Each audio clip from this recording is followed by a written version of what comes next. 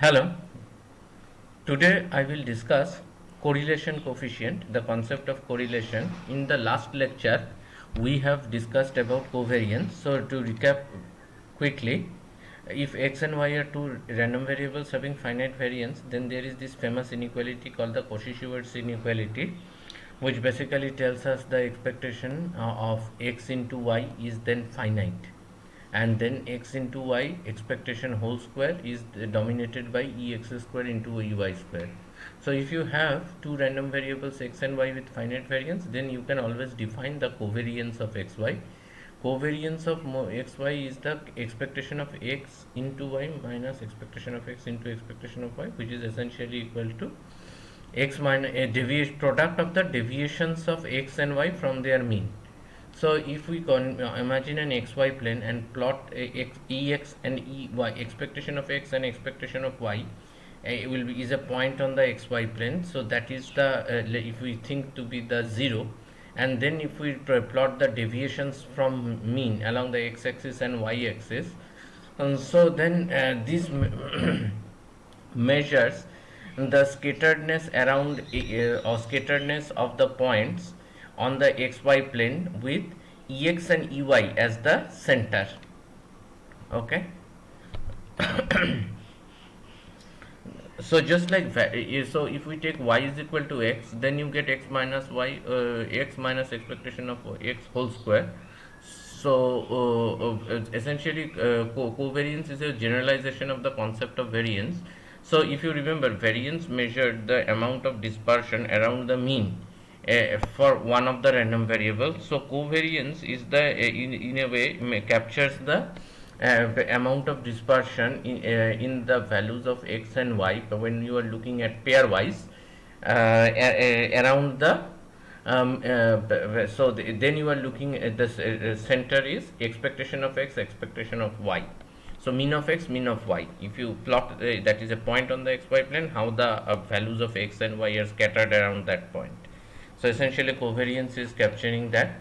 The difference is of course that variance can never be negative, but covariance can be negative. Then I have given some problem. I hope you have solved them. What is covariance of x plus c? I am writing the answer here. It is covariance of x and y. So there is no effect of change of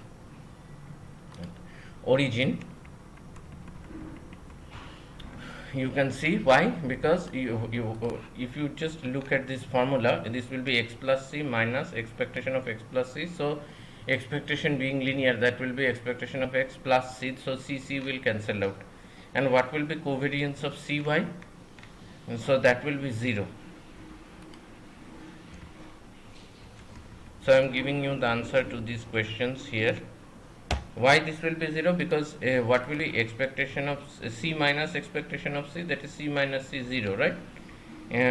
Now if x and y are two independent random variables, so why that will happen? Because if x and y are independent, so let me highlight it because this is the key concept that I am discussing. So if x and y are independent, then expectation of x y will be equal to expectation of x into expectation of y. So therefore covariance is 0, but the converse is not true. So if I take a random variable x that takes plus 1 and minus 1 with probability half each, then what is expectation of x? It is 0, right? And so define another random variable y is equal to x square. This random variable is taking the value 1 with probability 1, so it is always 1. So what will be covariance of xy? It will be expectation of x cube, right? Because expectation of x into y, and what is expectation of x cube? Minus 1 cube into half plus 1 cube into half, that is 0. So covariance of xy is 0, but you see y is equal to x square, so y is a function of x, it cannot be independent of y, x. So therefore covariance equal to 0 does not imply the variables are independent. However, if the variables are independent, random variables are indeed independent, then covariance of xy is 0. Now next we define the concept of correlation coefficient, or what is known as product moment correlation coefficient. It is given by covariance of xy divided by standard deviation of x, so square root of variance of x, variance of y. So you divide the covariance by the standard deviation of x and standard deviation of y, then you get the correlation coefficient. Now, why do we divide by the standard deviation? So I leave it as an exercise for you. So here let me add another question to the question 3 that perhaps would actually make it clear why we define this correlation in this way. So suppose I have ax and by. Okay, what will be this in terms of covariance of xy? So how will it be related with the covariance of xy? How will it be related? So the answer is it will be A into B, provided of course A, B are positive, otherwise it will be mod A into mod B. So it will be A comma B positive, then where A comma B is positive, otherwise it will be mod A mod B, that's it. But it's enough to understand with positive A and B. Why is that so? Because go back to the formula, this formula. So this will be ax minus expectation of ay, by minus expectation of by. So ax, expectation of ax, a will come out, expectation of by, b will come out. So then a into x minus expectation of x, b into y minus expectation of y, so a into b will come out.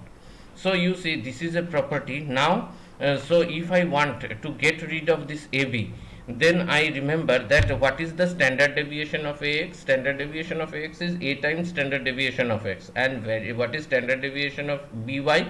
It is b times standard deviation of y. So if I divide it by both standard deviation of x and y, then I will get rid of both a and b. If I simply divide by the standard deviation of x, then b will remain, and if I divide by standard deviation of y, then a will remain. So what I want is that the properties are stated in here, that what I want is that if I make any change of origin and scale in any one of the random variables or both the random variables, the correlation coefficient should not change. So that is the idea. So this correlation coefficient, as you can see, otherwise will take the same sign, and it will be 0 when covariance is 0.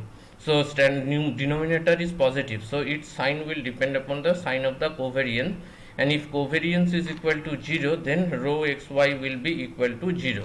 And from the above discussion, we know that if x and y are independent random variable, then covariance is 0, so correlation coefficient is 0. But the converse is not true, because of the reason that because of example 1. Because you can have two random variable y where one is a function of x, y is a function of x, still covariance can be 0. So therefore correlation, if x and y are independent, then correlation coefficient is 0, because covariance is 0, but correlation 0 does not imply x and y are independent. So here is the example, example 1. Please remember this. Now what does correlation xy equal to 0 imply? So correlation xy equal to 0 implies that the points are not close to any straight line. Okay, if you plot the values of x and values of y on the x and y plane, you get points on the xy plane. So suppose you want to fit a straight line through these points, and you want to see how good a straight line is, or how close the points are to a straight line, then correlation measures that strength. If correlation is 1 or so you look at property 4, what I have written. If y is equal to a plus bx, this will happen when all the points on the xy plane are on one straight line, then correlation is +1 or -1 depending upon the sign of b. So this is a proof that I am leaving for you to try, because you see what will happen here. So this y, if you put y is equal to a plus bx, then what will happen? Okay, then you think what will happen. So then the point is, since this is what it is, so what correlation measures is that if you plot the values of x and y in the xy plane and try to fit a straight line, how good the straight line fits the points. That means if correlation is close to +1 or -1, that means the points on the xy plane are close to some straight line with a positive or a negative gradient. Okay, and if correlation coefficient is 0, then the points then x and y may not be independent, but what it means is that the straight line is not a good fit. Okay, so that's it.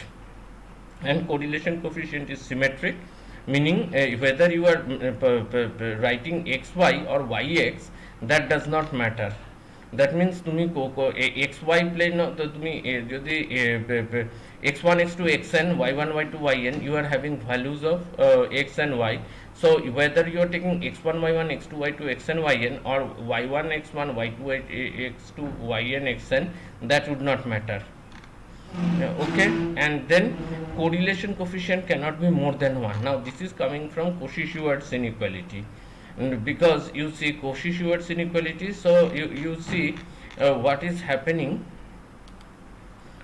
from, so let me make it 14, from Cauchy-Schwarz inequality based, we see that covariance of xy square,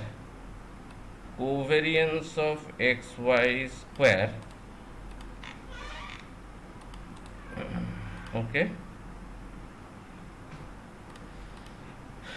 let me write it here. Covariance of xy square, this is less than equal to, so let me put a bracket here, just it looks good. So covariance of xy square is less than or equal to variance of x into variance of y. So I want you to think over it. Why is it following from Cauchy-Schwarz inequality? It is immediate if you just look at the definition. Oh, you see here what is covariance. So you apply Cauchy-Schwarz inequality to this part, then the square of this would be less than equal to expectation of x minus x whole square, and that is variance of x, into expectation of y minus expectation of y whole square, that is variance of y. Now you see this is now if I divide both sides by variance of x and variance of y, then I get rho xy square is less than 1. So this implies, so that is तो मैं याद लिखिलु insert script x to the power y. So what it is essentially telling me is that this rho xy square,